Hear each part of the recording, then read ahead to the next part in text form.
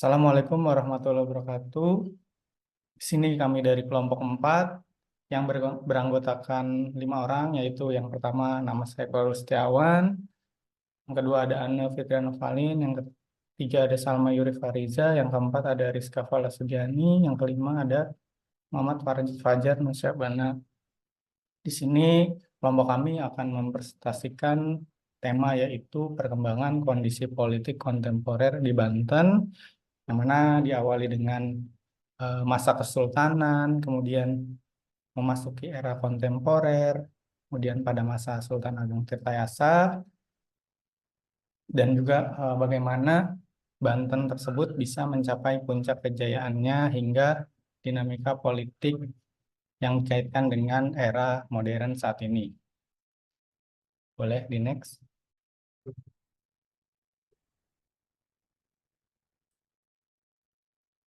Perkembangan politik di Banten sangat memiliki sejarah yang dinamis, yang mana diawali dengan masa Kesultanan Banten hingga memasuki era kontemporer. Pada masa Sultan Ageng Tirtayasa, Banten mampu mencapai puncak kejayaannya sebagai pusat perdagangan dan kekuasaan politik di wilayah Barat Nusantara. Namun, dengan seiring datangnya konflik internal dan intervensi kekuatan asing, Banten mengalami kemunduran politik di akhir masa kesultanannya. Masuk pada era modern, pembentukan Provinsi Banten pada akhir abad ke-20 menjadi momentum yang penting untuk memperkuat identitas dan otonomi daerah.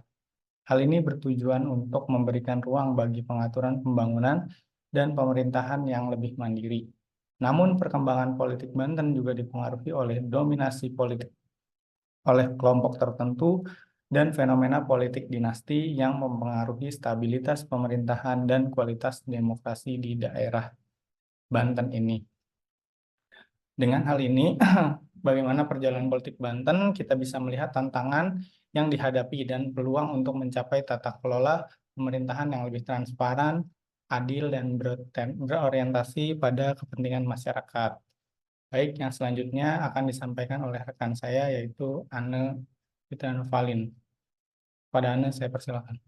Pertama, bagaimana kemajuan dan kemunduran politik di masa Sultan Ageng Tirtayasa.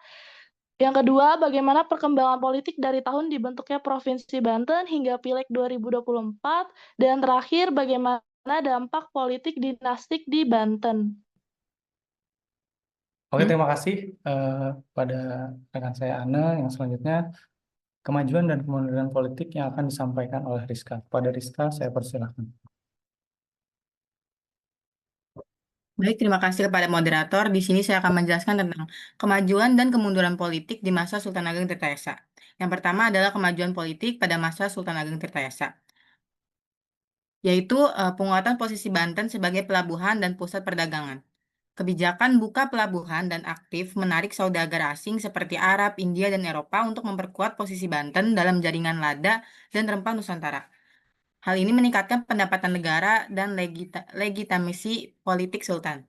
Yang kedua yaitu sentralisasi dan konsolidasi kekuasaan. Sultan Ageng Tirtayasa berupaya memperkuat administrasi dan otoritas pusat atas wilayah jajahan, termasuk hubungan politik dengan Cirebon, sehingga mampu mengkoordinasikan kebijakan luar dan dalam negeri. Yang ketiga ada politik sosial agama yang memperkokoh legitimasi. Sultan memberi dukungan, wakaf, dan hibah pada pesantren dan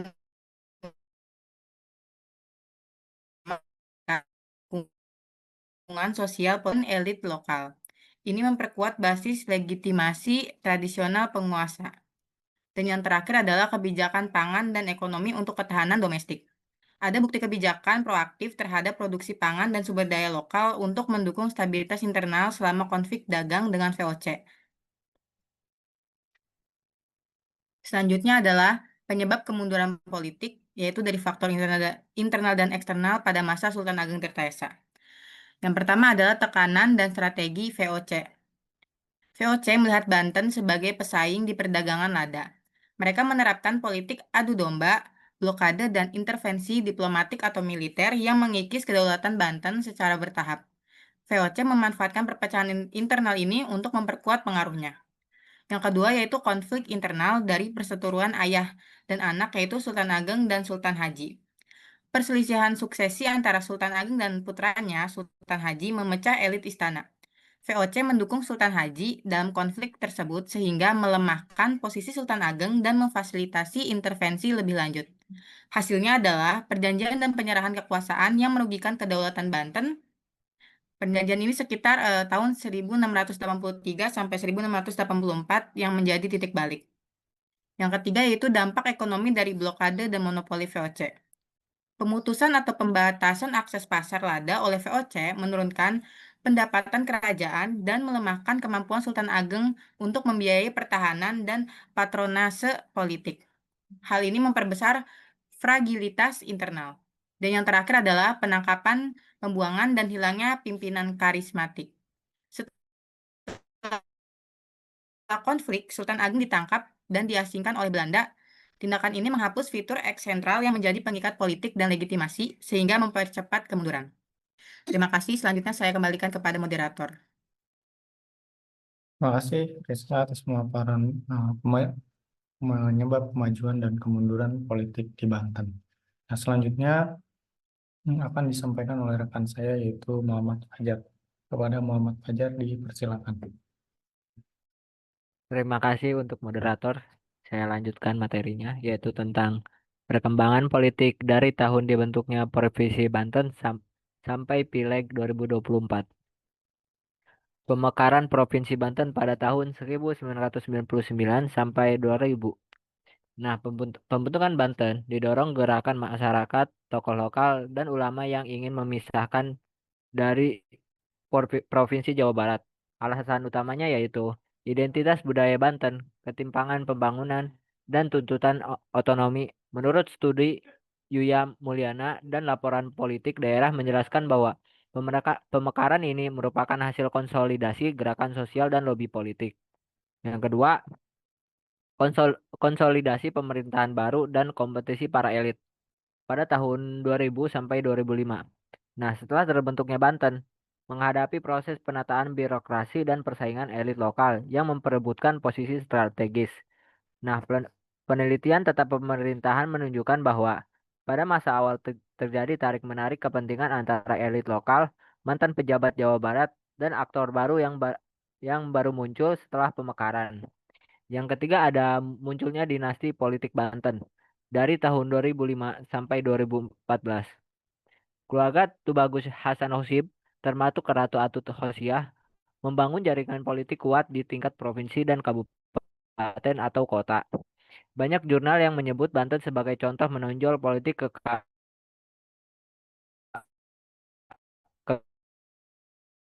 kekerabatan di Indonesia. Ketip. Next. Yang keempat ada melemahnya dinasti politik akibat kasus korupsi dari tahun 2013 sampai 2018. Serangkaian kasus korupsi yang menjerat Ratu Atut dan jaringan pendukungnya menyebabkan turunnya legitimasi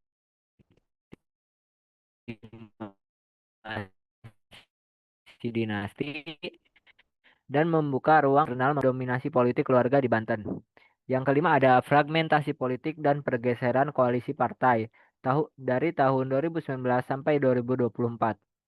Setelah dominasi dinasti melemah, peta politik Banten menjadi lebih kompetitif. Partai nasional memperkuat basisnya. Strategi kampanye modern berkembang dan persaingan antar partai semakin terbuka. Penelitian kontemporer ini menunjukkan bahwa Banten memasuki fase politik yang lebih plural dan tidak terpusat pada satu keluarga. Yang terakhir ada kompetisi ketat dan penguatan mekanisme demokrasi pada tahun 2024. Rekapitulasi resmi KPU menunjukkan persaingan ketat antar partai di DPRD Banten. Sejumlah sengketa hasil dibawa ke Mahkamah Konstitusi, menandakan demokratisasi berjalan melalui mekanisme hukum. Pileg tahun 2024 menjadi refleksi terbaru bahwa politik Banten semakin terbuka dan tidak lagi didominasi satu jaringan keluarga saja. Terima kasih, saya kembalikan kepada Hoirul Setiawan.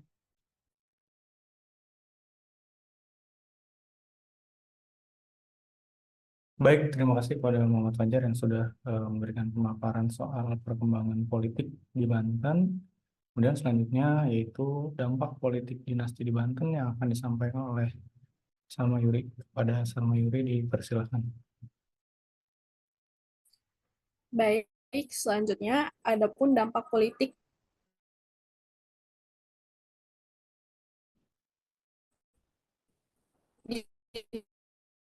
dinasti di Banten. Yang pertama, dampak politik lemah teraplikasinya adalah tersumbatnya sirkulasi elit politik. DPRD yang seharusnya berfungsi sebagai pengawas eksekutif menjadi tumpul, karena para pejabat di dalamnya memiliki hubungan keluarga yang erat dengan gubernur atau bupati yang sedang menjabat. Yang kedua, dampak ekonomi, distorsi anggaran, dan rent seeking. Dampak ekonomi terlihat ketika kekuasaan politik dijadikan instrumen untuk keuntungan pribadi, seperti terlihat pada kasus korupsi alat kesehatan tahun 2012. Birokrasi kita disandera oleh kepentingan elit. Akibatnya, anggaran publik tidak lagi berorientasi pada layanan masyarakat, melainkan menjadi lahan bisnis bagi keluarga penguasa lewat monopoli proyek. Yang ketiga ada dampak sosial, ketimpangan wilayah. Besarnya APBD Banten tidak dinikmati merata. Contohnya di wilayah selatan, tetap tertinggal karena anggaran digunakan hanya untuk proyek-proyek kroni penguasa. Cukup, selanjutnya saya serahkan ke moderator. Baik, terima kasih atas pemaparannya, yaitu dampak politik di Banten. Yang selanjutnya yaitu kesimpulan yang akan dibahasakan oleh Ana Fitria. Pada Ana Fitria dipersilakan. Kesimpulan dari materi ini yaitu perkembangan politik Banten menunjukkan dinamika yang dipengaruhi oleh faktor internal dan eksternal. Pada masa Sultan Ageng Tirtayasa, Banten mengalami kemajuan melalui penguatan pelabuhan, konsolidasi kekuasaan, peningkatan legitimasi melalui dukungan ulama, serta kebijakan ekonomi menjaga stabilitas domestik. Namun kemajuan tersebut melemah akibat tekanan VOC, konflik suksesi antara Sultan Ageng dan Sultan Haji, penurunan pendapatan akibat monopoli perdagangan, serta hilangnya kepemimpinan yang menjadi sumber legitimasi politik. Dalam periode modern setelah pembentukan Provinsi Banten, proses konsolidasi pemerintah diwarnai persaingan elit yang kemudian berkembang menjadi dominasi dinasti politik. Dominasi ini menimbulkan pelemahan institusi demokrasi, distorsi anggaran, dan ketimpangan pembangunan wilayah. Melemahnya dinasti akibat kasus korupsi membuka ruang bagi kompetisi politik yang lebih plural. Pemilihan legislatif tahun 2024 menunjukkan peta politik yang semakin kompetitif dan terlembagakan sehingga menandai berjalannya mekanisme demokrasi yang lebih terbuka. Sekian dari saya kembalikan ke moderator. Baik, terima kasih atas pemaparannya. Demikianlah pembahasan mengenai perkembangan politik kontemporer di Banten, dari masa kesultanan hingga kondisi politik yang ada saat ini. Kita sudah melihat bagaimana perjalanan panjang ini bisa membawa Banten melalui berbagai tantangan dan juga dinamika yang mempengaruhi stabilitas pemerintahan dan kualitas demokrasi. Semoga informasi yang kelompok kami sampaikan bisa memberikan wawasan lebih tentang kondisi politik di Banten dan bagaimana masa lalu membentuk arah politiknya saat ini. Terima kasih. Kurang lebihnya kelompok kami mohon maaf. Wabillahi taufiq wal hidayah. Wassalamualaikum warahmatullahi wabarakatuh.